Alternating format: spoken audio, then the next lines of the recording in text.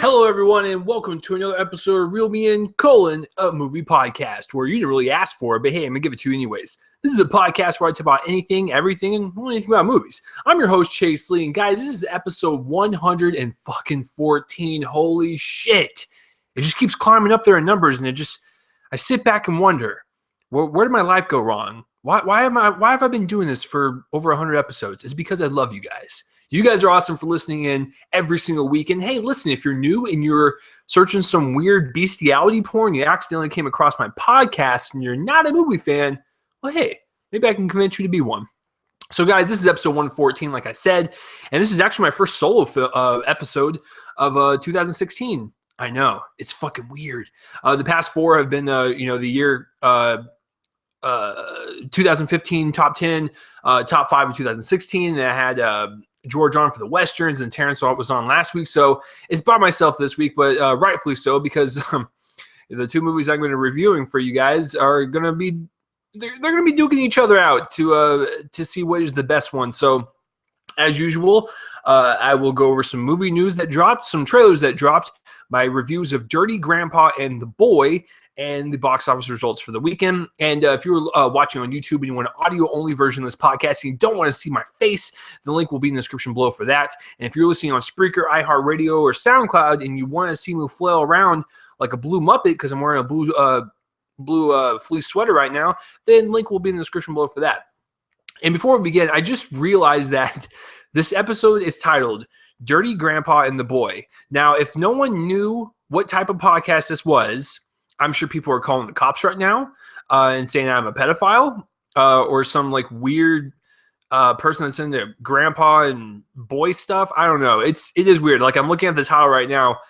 Probably should change that up a bit. But even if I switched it, if I went the boy and the dirty grandpa, it's just as bad. So this is a movie podcast. So if you are listening from jail and you want a pedophile one, search the internet. I'm sure there'll be one on there somewhere, but this is a movie podcast. So I am just now realizing that as I'm doing this, I'm just like, wow, that's not really a good title for this episode, but hey, those are the titles of the movie. So let's do the movie news, guys.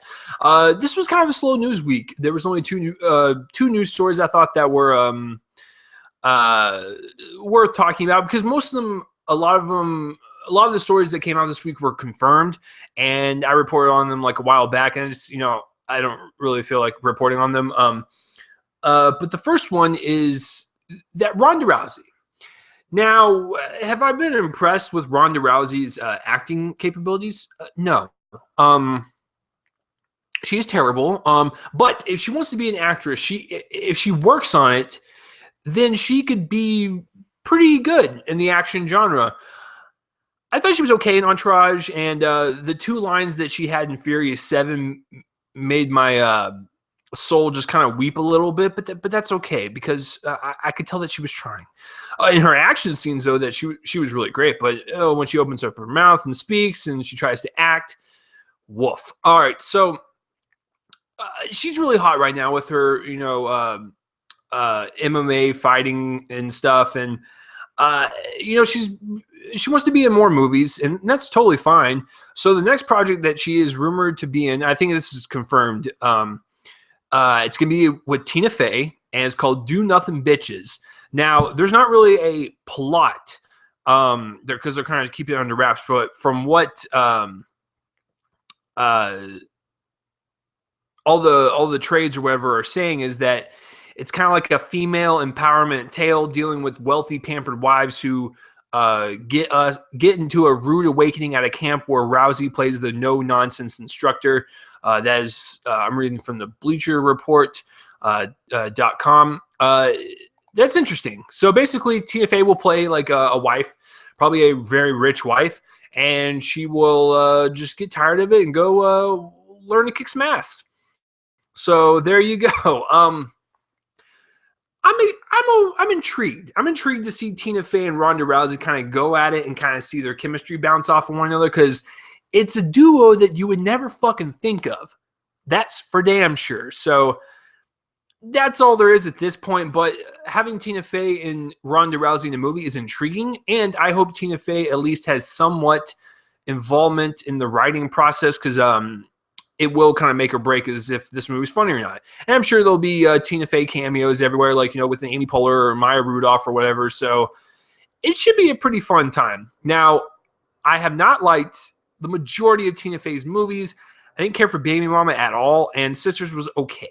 So we'll see. I'm looking forward to that movie Whiskey Tango Foxtrot. But that's more of like a drama comedy. But I want for a full-fledged Tina Fey comedy, I've not been impressed yet. But Do Nothing Bitches seems like it'd be the first one I might actually like if it's good. And the thing about the title is, how are they going to get away with that? Are they actually going to leave it as Do Nothing Bitches? Because if they put it in the trailers and posters and stuff, all those house moms are going to be like, oh my God, my 8-year-old can't see this word, even though your 8-year-old fucking watches porn and goes on YouTube every day with jackasses like me cursing up a storm. So your 8-year-old is fine. But I'm actually curious to see how they're going to get away with doing that with all the uptight people in this country. So Do Nothing Bitches. Kind of intrigued. All right, the next piece of news, this is a no-brainer, and this news story will be over in 10 seconds. So the failure of Terminator Genesis, basically, it made money, but Paramount is going to pull the sequel. Yeah, no shit. Did you really think that was surprising? This movie was panned, like, extremely. Like, you thought Salvation was panned? No. Genesis was panned even more than Salvation. I read almost every review. I watched a lot of reviews, and everyone was just tearing that thing a new robotic asshole. And it's like, I mean, it's a no-brainer that you would pull it. Now, the reason why I bring this story up is because James Cameron gets the rights to Terminator in like 2 years, I believe. So what are the options that Paramount has? I mean, the rights are going to revert to Cameron in 2 years anyways. So are they going to try to pump one out in 2 years? Are they going to move it? Are they going to drop it completely? As far as I know, they just pulled it off the schedule. Here's what I think they should do. I think you should let the rights just go back to Cameron, and I would actually like to see, because James Cameron, let's face it, he's going to be stuck in Avatar for about 10 more years, it seems like. So I'm okay with that because I actually like Avatar, and I'm curious to see what he does with the franchise. That being aside, what if the rights went back to Cameron and he actually handpicked someone else to kind of take over and kind of reboot it and make it more gritty and more intense and more low budget versus big budget? Because that's what made the first one so great. It was like a horror science fiction film, which I really enjoyed. And then the sequel, yes, the budget was bigger and stuff, but it was a fucking awesome action movie. So if your budget's going to be big, just make it good. But the last two outings with Salvation and Genesis were not that good. I actually like Rise of the Machines. I think it's a really good follow-up after Judgment Day, and it's actually not bad. I rewatched it before Genesis, and I was actually okay with it. But Salvation and good old Genesis, no. So listen, let the rights go back to Cameron, and let Cameron handpick someone to kind of run the franchise and kind of shepherd it. Because, like I said, Cameron is going to be busy for at least 5 years on Avatar. So, yeah, let someone else do it. But if James Cameron wants to do that after Avatar, I'd be okay with that. But he is getting up there in age, so can we just can we hurry up a little bit? All right, so that is it for the news stories, guys. It's, like I said, kind of a slow news week. So we had 5 trailers that dropped, all of them very different. So I don't even know where to begin. For the first trailer that dropped this week was Neighbors 2 Sorority Uprising, and this stars Seth Rogen, Zac Efron, Chloe Grace Moretz, and Selena Gomez, as well as Rose Byrne. Now, when I initially saw the first Neighbors, I didn't really care for it. I thought it was one of the weaker Seth Rogen films. But then something happened. Something magical happened. Just about as magical as unicorn blood. And you're probably thinking to yourself, why that description? And it's because I just recently watched Harry Potter the other day. So back off. All right. So I went to a pawn store and I found The First Neighbors for $1. I picked it up because I was like, well, I like my boy Rogan. I'll give it another shot. And it was $1. If I watched it and just absolutely hated it, I could have go and returned it at the pawn store and get 50 cents back. I rewatched it. I actually liked it more than I remembered. So I'm thinking that maybe back in the day, young Chase, back in, what was it, like 2014? Yeah, 2 years ago, young Chase.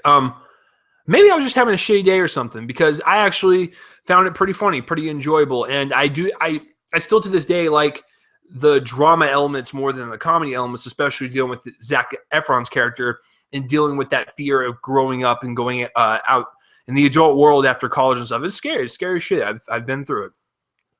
So the first one's not that bad, in my opinion, after a second viewing. And plus, Ike Barinholtz steals that fucking movie. I love that guy. And he's returning for the sequel as well. So what do I think of the sequel to the trailer? I saw the Green Band online, and I thought it was pretty good. It was pretty funny. I enjoyed it, and I'm actually kind of excited to see the sequel. But then I saw Dirty Grandpa this weekend, and they had the Red Band trailer in front of the movie. And I found myself laughing more in that trailer. So I'm actually really looking forward to Sorority Uprising now. Yes, is this the same story they're going to recycle? Of course. But it's a comedy sequel. Doesn't really bother me. As long as it's funny and it's entertaining, I'm totally down for it. And it looks like it will be. It looks like Chloe Grace Moretz is going to steal the show, because it just looks like she's going bonkers in this movie, just like her role as Hit Girl in Kick-Ass. So I'm looking forward to it.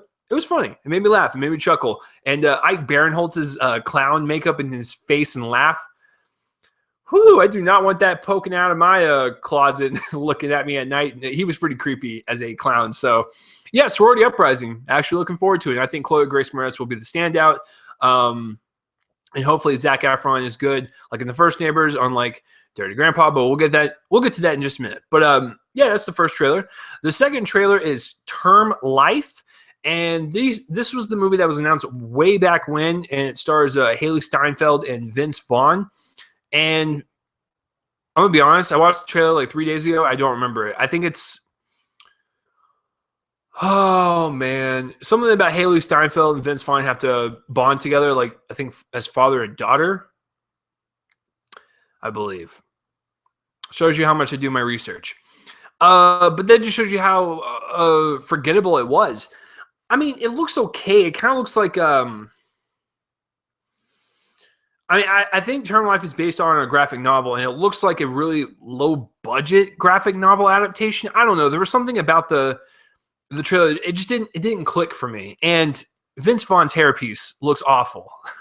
It was the same impression I had when I first saw the Big Short trailer. I was like, oh God, Christian Bale's hairpiece, Ryan Gosling's hairpiece. It's all weird. It's Steve Carell's hairpiece. It's all fucking weird. So, Term Life. I want to check it out, because I'm glad that Vince Vaughn is going back to doing or going back to his dramatic roots for film movies and stuff. I like that, because Unfinished Business was pretty much oh shit, whoo, wow. My memories almost came back up, and I almost had to remember that movie. The movie just stained you for. Wow. Yeah, Vince Vaughn, don't do Unfinished Business again. I like when Vince Vaughn does dramatic stuff. I think he's got chops. And I like when he does kind of that blend of drama and comedy, like in Wedding Crashers or Old School and stuff. But Term Life, it just seemed forgettable. And I'm not like on Haley Steinfeld's side yet. Yes, she was great in True Grit, but that was her first movie, and that's all I really liked her in. I saw Barely Lethal last year. That was one of the few movies I saw last year where nothing was redeemable. Everything from the writing and directing, acting, cinematography, editing, music, everything was fucking awful. So she hasn't really done it for me since True Grit. So I don't know. Term Life, check it out online if you want to check it out. But Vince Vaughn, I'm still rooting for you, man. All right, the next one I want to talk about is the DC shit that dropped throughout this week. So yeah, I want to talk about the Wonder Woman featurette first. Now, it's not really a trailer, but what happened on Monday or Tuesday of last week, I forgot. The CW held like this DC like panel, and it was hosted by Kevin Smith. And basically, they just kind of let the audience know, hey, the Flash is coming, Cyborg, Aquaman, Wonder Woman, Justice League. So hold on to your butts. So they released the first like kind of footage of Wonder Woman and stuff, and I gotta tell you, I dig it. However, it still plagues me just like the Batman v Superman stuff. Now, I realize it's Batman and Superman's movie, but if you're going to shove Wonder Woman down our throats in the trailers, have her talk a little bit. We still have not heard Gal Gadot speak or act or do anything. The only thing we've seen from her are action scenes. Now, what I saw from the Wonder Woman footage was very good. I'm intrigued by it now. She looks great. She looks like a great, strong heroine, and it looks like she's going to kick ass. But we still haven't heard her speak yet. I don't know what they're hiding. I don't know if they're saving it for the movie. Like, we're going to hear her speak in Batman v Superman unless they just do it in the movie, too, where they're just like, they just kind of show her, like, walk up, and Bruce is like, hi, how are you doing? She just stares at him, and he's like, okay, let's go fuck him in Wayne Manor. Like, I don't know, man. It's getting me a little worried, because that was the one thing I was totally against when she was cast, was her acting abilities. She is a supermodel. It's not because I don't think she can do it. It's just that she's not a trained actress. She's just not. And when you're taking on one of the most iconic superhero roles ever, it's kind of a no-brainer to be, pretty good at acting. But from the footage of what I've seen, I think the action looks pretty good. I love the fact that they're kind of going back in time, kind of doing like a Captain America thing. That Wonder Woman is going to be DC's version of Captain America for sure. So yeah, I'm looking forward to it. And, not a lot of people know the lineage of Wonder Woman. Neither do I. So for simpletons like me that are not smart, it's going to be nice to actually see something being portrayed on the screen. And we'll kind of get to see Wonder Woman's backstory and stuff. Because I don't know much about, was it Diana Prince or whatever? I don't know. I'm a poser, guys. That's just what I am. But no, I'm excited for it. And Gal Gadot, please surprise me. Now we have two trailers to talk about. We could talk about the Cat trailer. We could talk about the Suicide Squad trailer. Suicide Squad? Is that what I heard? Okay, so the new Suicide Squad. Well, this is like the first like official trailer, because the thing that dropped in July of last year, my voice to correct, was the Comic-Con kind of extended look trailer. And it was only supposed to be for the Comic-Con goers, but it got leaked. So Warner Brothers was like, no, you ain't going to watch some shitty quality. So they released the HD version. And, that was a 3-minute fucking trailer. So I was like, what the hell are you going to do with this one? So the new trailer dropped. I fucking loved it. I love the fact that this trailer had Bohemian Rhapsody as its fuel for the trailer. It is chaotic. It is bonkers. It is insane. But it totally goes with the characters. These characters are villains. They're anti-heroes. They're terrible people. So I think having this insane kind of bonkers, out of this mind world with that song and just the way it was cut together, it just makes me more excited for it now. And I was telling my coworker this. I'm more excited for Suicide Squad than Batman v Superman. I just am. I'm looking forward to Batman v Superman, but Suicide Squad, from both of its trailers, has piqued my interest so much that I'm losing my mind. So, just like Joker. Terrible jokes aside, yeah, no, I like the pace of the trailer. I like the tone. I like what they're going for. Margot Robbie as Harley Quinn. It's perfect. It's just so good. Every time she's in a trailer or in a piece of promotional art or something, she just screams Harley Quinn. It's just great. Here's the one surprise about the trailer. I've never really been impressed with Jai Courtney up until this point in my life. he was on the red carpet in Dallas when Divergent was here. It was him and Miles Teller.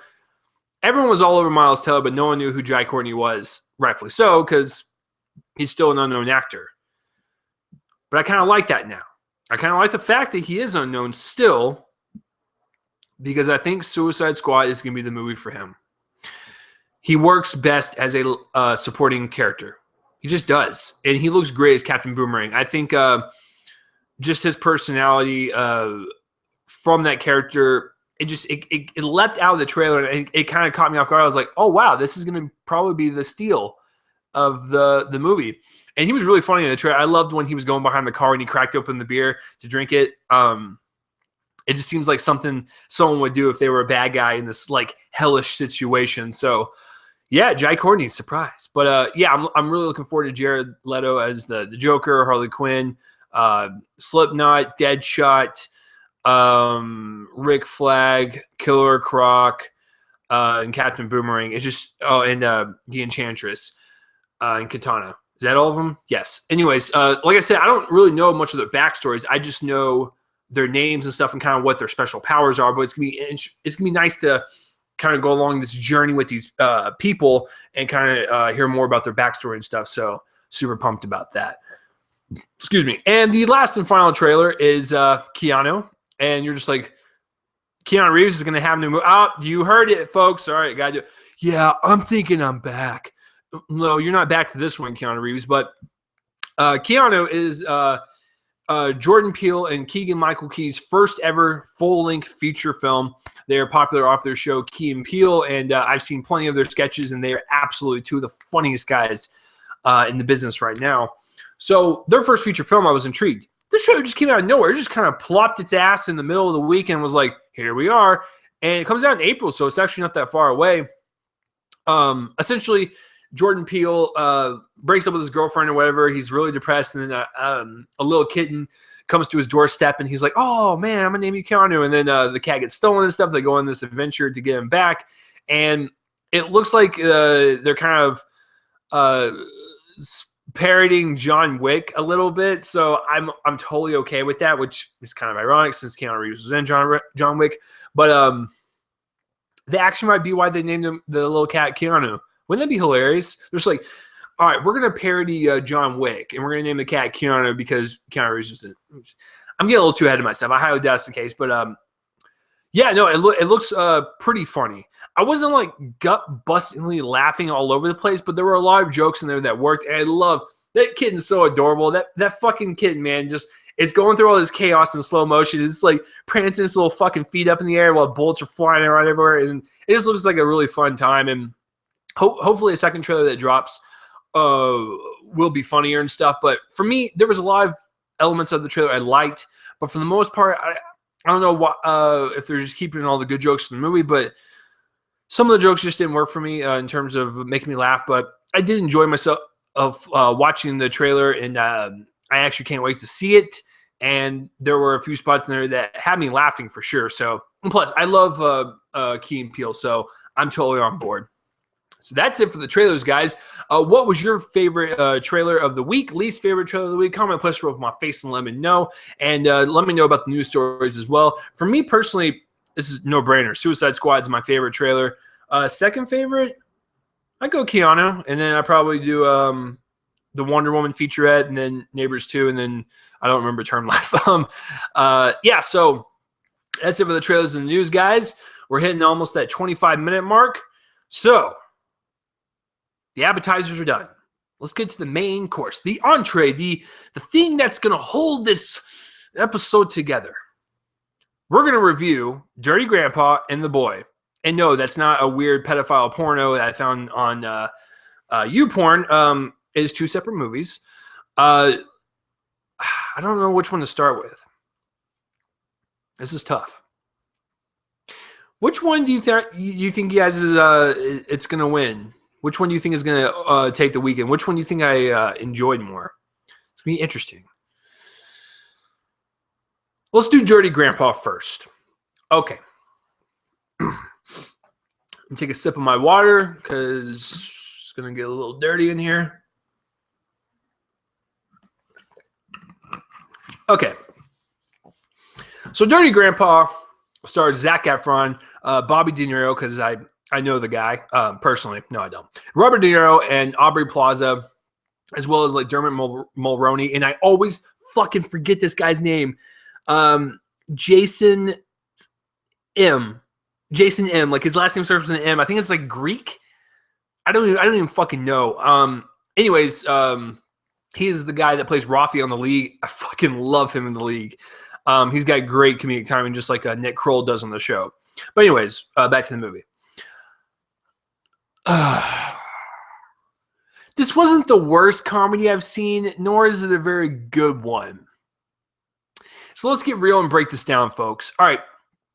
So let's start with the writing and directing. Let's start with the pros first and get them out of the way because it's the shorter list. The pros for the writing is that most of the stuff that happens outside of Robert De Niro's character is not really funny. But everything that he says, it's like a nice 50% hit or miss. So does that make any sense? I love the fact that Robert De Niro had like free range to kind of just do whatever the hell he wanted. Everything that came out of his mouth was so foul and so dirty. I was like, you can tell Robert De Niro had so much fun with this movie, which is great because, you know, his some of his movies in, you know, recent years, he hasn't really cared, it seems. So it looked like he was having fun. So I'll give him props on that. But he was funny half the time. And I would say half the other times he was just trying too hard or whatever. But I really enjoyed it because here's the deal. He had a lot of depth to his character. You know, his wife just died and like he just wanted to get back out there and enjoy his life before his last remaining years are done. So I get that. There's a lot of fear of getting older and dying and seeing people that you love die around you. I get that. That's a fearful thing. So I did like that kind of like underlying depth of his character, even though it was only shined in the movie for a little bit. And positives with the directing, I would say that, like I said, some of the lines are pretty funny from Aubrey Plaza and Robert De Niro and stuff. But other than that, guys, it boils down to the writing in this damn thing. Let's get to the cons of the writing. This movie tries way too fucking hard to throw out a laugh. It just does. And I've said this once and I'll say it again. I am a huge fan of raunchy comedies. Always have been, always will. And for me personally, you have to try something different. You have to be a little bit more creative than just saying, dick, you know, and then having people laugh. Like, if you say a good dick joke and it makes me laugh, then you did something right. But if I don't laugh, you did something wrong. And I think it's just because they were trying too hard. There was a lot of scenes in this movie where you can just feel that everything was forced for the most part. But it's so weird because it seems like when you watch the movie, Robert De Niro and Aubrey Plaza were the only two actors on set that had free range to ad-lib. Seriously, when you watch their roles, they don't even fit in their own movie. Like, they're so fast-paced and so witty with their one-liners, it's like, there's no way this was in the fucking script. So, yeah, just for me personally, the humor, I just felt like they tried hard for the most part. There was a couple things that made me laugh especially from Robert De Niro's mouth.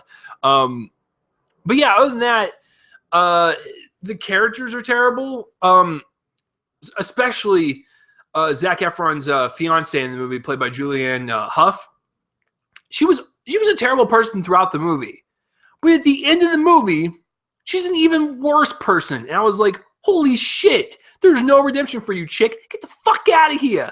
So, yeah, no, she was off point where I was just so angry with her. But just a little bit of depth there with the whole fear of getting old thing, and you have to live before you die and go out with a bang, literally. So I get that, but there wasn't enough of it to counteract with the comedy. Because the one thing I hate most is when comedies try to add in that drama and try to balance back and forth. I get that. You're trying something new. That's great, fantastic. I'll give you a pat on the back, give you a fucking medal, whatever you want. However, it's got to be a good balance. One of the best examples in most recent memory is 50-50. That was a good balance of humor and drama. Joseph Gordon-Levitt in the movie had cancer, and Seth Rogen was his friend, comforting him through humor. I've been through that before. Guys, I was in the hospital for my condition, and my friends came over, my high school friends, and we watched The Hangover in the hospital room, and it made me feel so much better. So I get that. I get the humor with 50-50 and the drama. It was a nice blend together.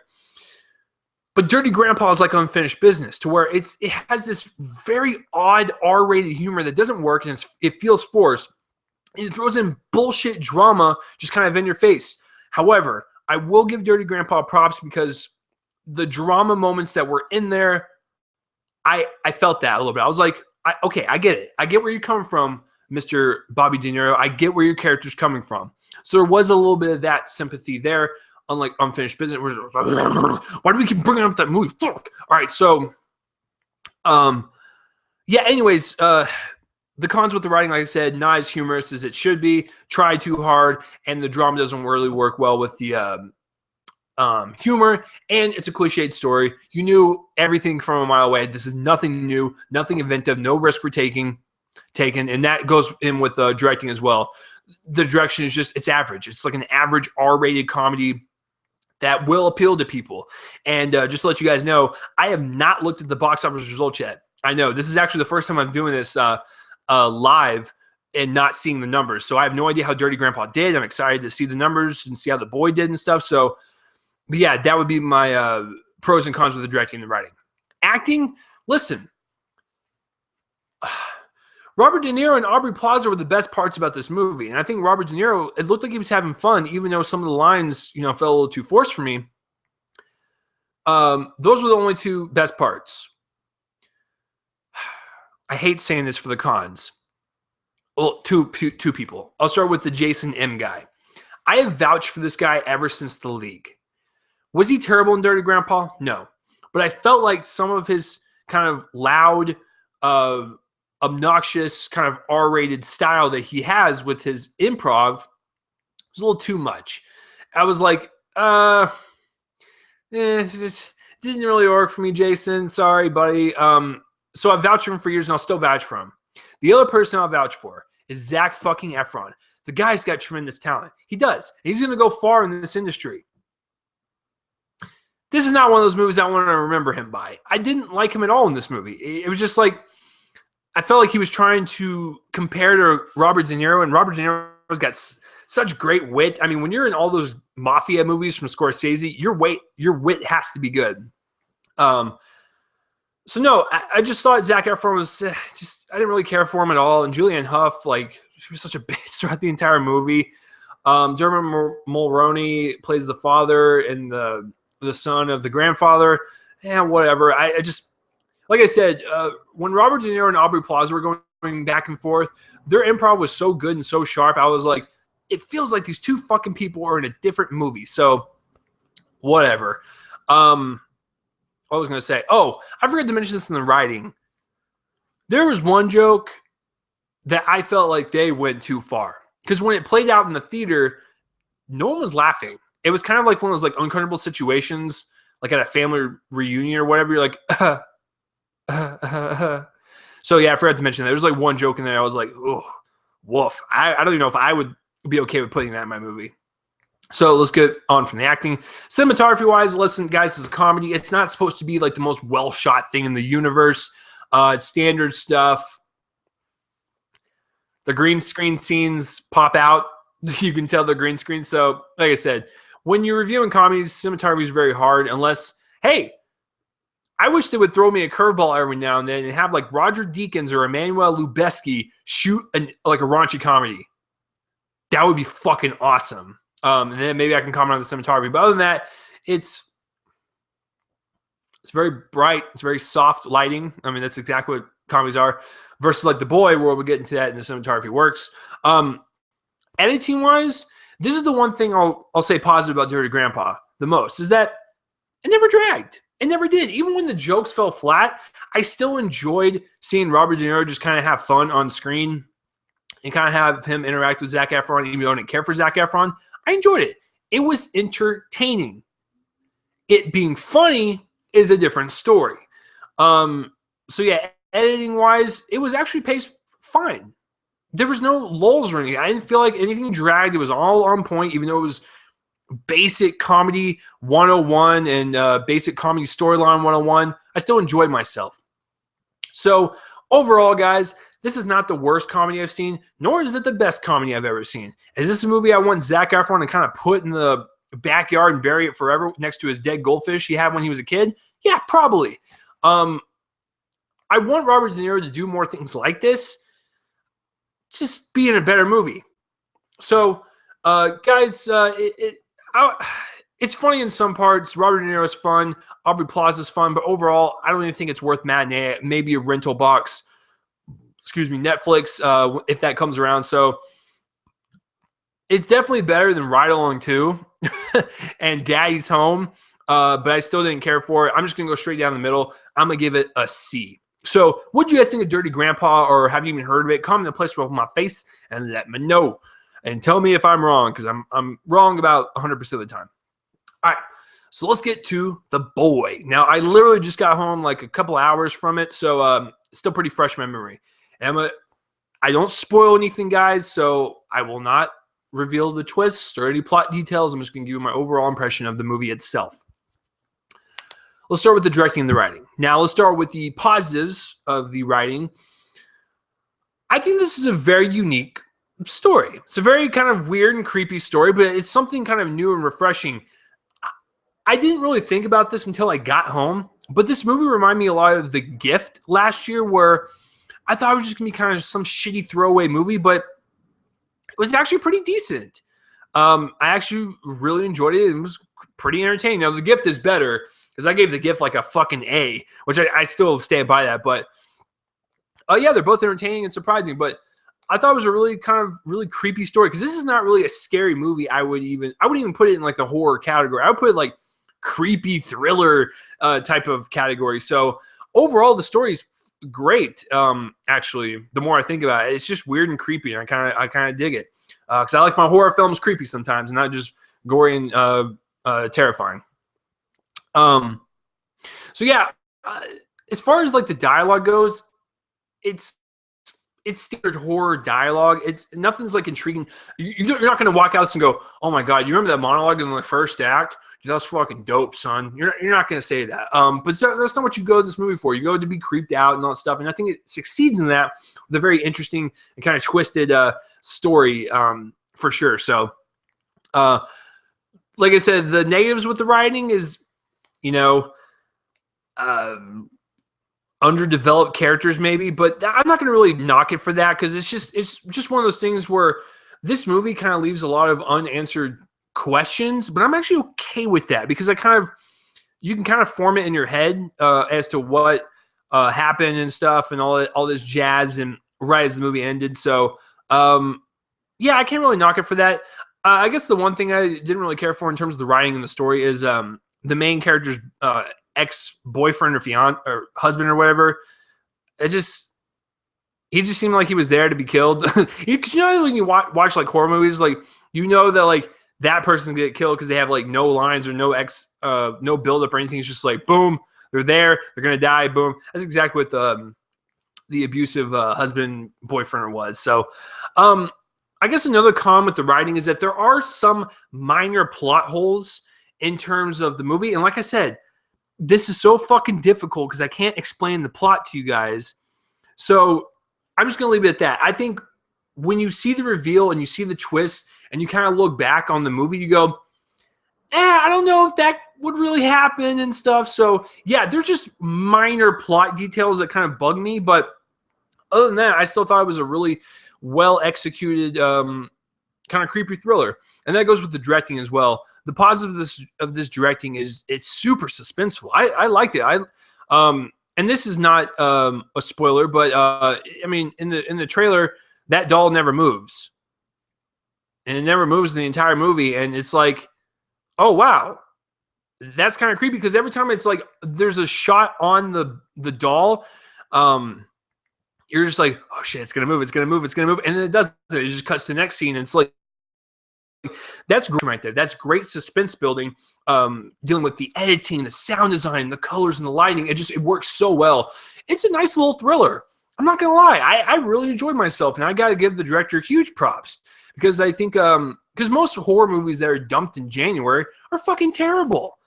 But I gotta give credit where credit's due. This director did his best, and he actually made a pretty entertaining little thriller. So I'm okay with the direction. Like I said, there was a couple plot holes in the writing and the story to where I'm just like, not gonna really buy that. But I can overlook it for the overall picture because those minor plot details don't bother me that much. Acting wise, everyone did really good. I was actually really surprised. The main character, she was really cool and interesting. There was some cool backstory to her. I like the grocery delivery guy. He was cool. The parents were cool. I guess the only one that kind of did a really cheesy, corny job was the ex-husband, ex-boyfriend, or whatever. His line delivery was pretty fucking terrible. It was a little. He was trying too hard, but God bless his soul. I just want to pat him on his little fucking head. So, other than him, I thought everyone did a really good job, and the fact that everyone kind of bought into this, because when you're going to be a nanny for a little young boy and the parents reveal to you it's actually a doll, you would lose your shit, and you would be like, "What, really?" But everyone played a straight face. Everyone went along with it, and that's what made the movie more believable for me. Is that all the actors bought into this idea, and it made me believe that their characters were believing this situation. So I dig the acting for sure. Cinematography. I've said this once, and I'll say it again. The 3 or 4 thing, I'm going to keep the 4th one out because it's like a bonus. But the 3 things that make a horror movie very successful in creating that suspense and terror is tone, atmosphere, and lighting. If you have a well-lit horror film and it's well shot, you got dark shadows everywhere, and it's just really creepy how the camera's placed in terms of the character and what's behind them, what's in front of them, what's out of focus, what's in focus, you can really create a terrifying experience. And I think The Boy does a really good job with its cinematography. This is just a side note, but there was one shot in the beginning of a wide shot of the mansion. I was like, that kind of looks like a Wes Anderson shot. It was very Grand Budapest Hotel-y. Other than that, I loved everything that was inside the house. It was really creepy. It was really dark and mysterious, and it just it's so creepy. There's a couple shots where like the main character's in focus, but the doll's in the background out of focus. And you're like, oh my god, those eyes moving or whatever. So it's just it's so crazy. Because that was what was great about the suspense. You had no idea what the doll was gonna do and stuff, and like was the head's gonna move, hand gonna move, and like the way the camera was positioned, it just looked so creepy. That doll was so good. I love the production design of this movie, but just the way it was shot, super creepy at night and stuff. And that's why I forgot to mention the writing. Speaking of the creepy night scenes, a couple of them were dream sequences. Not a huge fan of those dream sequences, writers, but once again, minor detail that I didn't really care for, but moving on. Anyways, the cinematography was very good, added to the atmosphere and the tone of the movie. I love the way it was lit in some scenes. I love some of the shot choices. It was just super creepy how they portrayed the inside of that mansion. It was really well done. Editing-wise, the movie's an hour and a half long. I was intrigued throughout the entire thing because I was like, what in the fuck is going to happen? So I was glued to the screen. Even if the twist was going to be shitty, I was still intrigued throughout the entire thing because I was like, oh my God, what's going to happen? What the hell is going to happen? So I was intrigued by it. I was on the edge of my seat a couple times. I was like, oh man, oh shit, what the fuck is this? As you can tell, guys, I had a really fun time with this film. And like I said, this was kind of like The Gift in terms of being surprised by it being good, because The Gift, I did not expect anything, but it was a really damn good thriller. The Boy is not up to The Gift's par, especially with those minor plot details and story elements I didn't really care for, and the whole ex-boyfriend, husband, whatever. But overall, guys, I had a lot of fun. This is not a horror film. I would consider it like a creepy thriller, and it totally paid off for me. I was looking for an hour and a half of entertainment, and I totally got it. I'm going to surprise the fuck out of you. I'm going to give The Boy a B-. Is it the best thing ever? No. But if you were forced to see something this weekend, I'd say go see The Boy. It's a nice little thriller. So yeah, The Boy is the winner for the weekend. Hand over fist. Yep. So Dirty Grandpa gets a C from me, and The Boy gets a B minus. So what did you guys see this weekend? Did you see The Boy? Did you see Dirty Grandpa? Did you hate The Boy? Did you love Dirty Grandpa? Are you the opposite of me? I would like to know. Just comment in the place or up in my face and let me know. All right, guys, that is it for the main course of the podcast. Let's get into the desserts, and that would be the box office round. I'm excited because, like I said, this is the first time in 114 episodes that I have not looked at the numbers yet. Because I was setting up everything, and I was like, I would be very interested to see what my reaction would be if I didn't know the numbers. So let's do that right now. Here are the box office results for the weekend, 5 through 1. Here we go. All right, clicking on the window right now. Interesting. Oh, okay. Well, that makes sense. Well, I forgot the East Coast has all that snow and stuff, so it will kind of tamper with the low numbers and stuff. Oh, wow. Holy shit. Okay, I should first say that the other new release this weekend that I was never going to see, and I don't think you guys want me to see anyways, is The Fifth Wave. That came in at 6th place with 10.7 million, and its budget is 38 million, and domestically it made 10, which is the US and Canada, and worldwide it made 38. So it's actually halfway there to breaking even. Good for it. All right, here's the number 5 for the box office of the weekend is The Boy with 11.2 million. I kind of wish it made a little more. His budget was 10 million, obviously, because the Gift last year, and the reason why I keep bringing up Gift, I'm going to explain in just like 30 seconds. Give me a little bit. The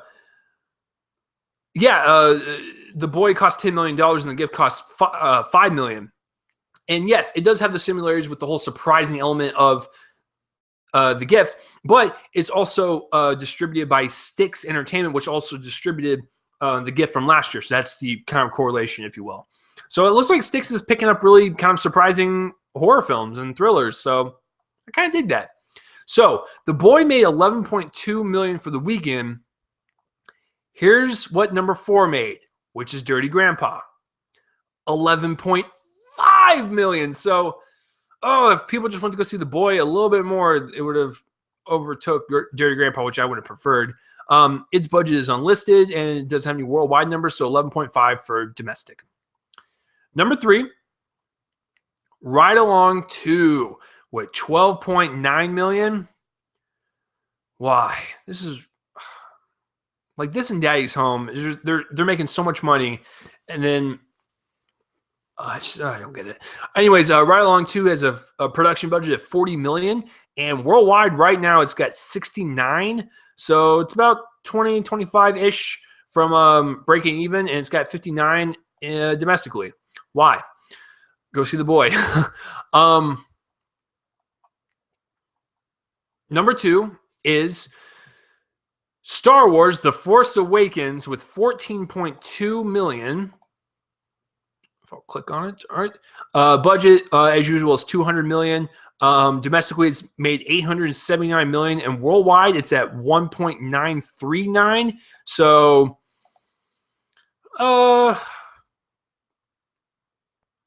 I'd give it maybe two to 4 weeks until it breaks that 2 billion mark. But seeing it kind of slow down now, there's no way it's going to catch up with Avatar worldwide. But it is the domestic king, so it's king of something. So what's number 1 then? If Star Wars was number 2, The fucking Revenant was 16 million. You want to know why? Because ever since the Golden Globe win and the Oscar nominations, this thing has been doing so well. And Jackson, I don't know if you're listening, but every time I've had Jackson or if I talked to Jackson, we always said we were worried about The Revenant not breaking even because it was so expensive and it's kind of a niche film. Guys, I am happy to report that domestically, The Revenant has 119 million. Worldwide, it has made 223 million. Its production budget, 135. It needs to make 270 to break even. They're less than $50 million away from doing that. That's awesome. And I think with the buzz of the movie and the Golden Globe win, the Oscar noms, and when the Oscar show eventually happens, I think it's going to boost the sales even more. I think the Revenant's going to do it. It's going to break even and make profit.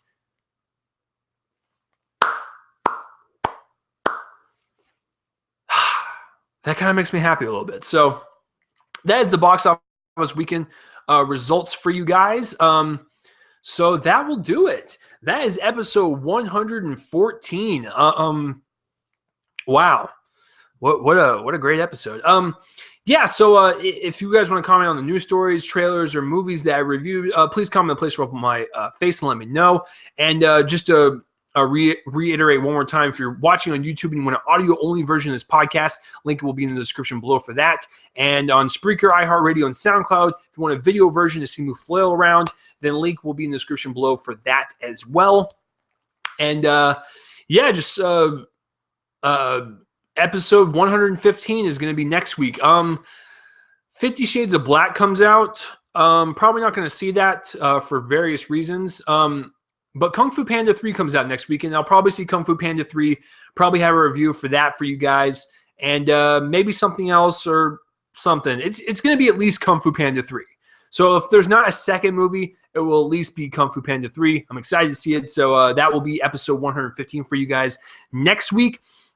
And I believe the week following, the first week in February, is 116, and that's going to be the Super Bowl trailer episode. So as soon as the Super Bowl is done, I will get on and record the show right after the game and give you my thoughts on all the trailers and stuff, and that will kind of be the episode.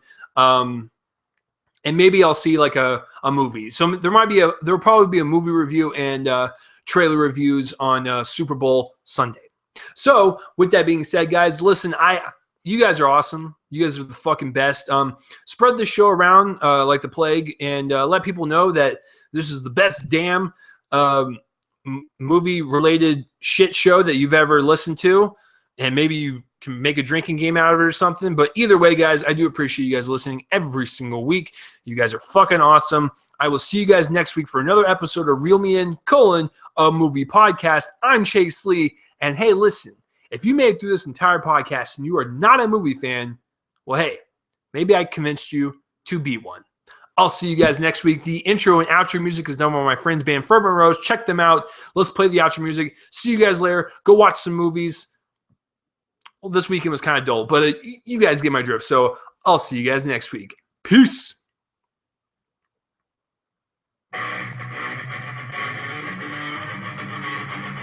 That doll and the boy was so damn creepy. See you guys later.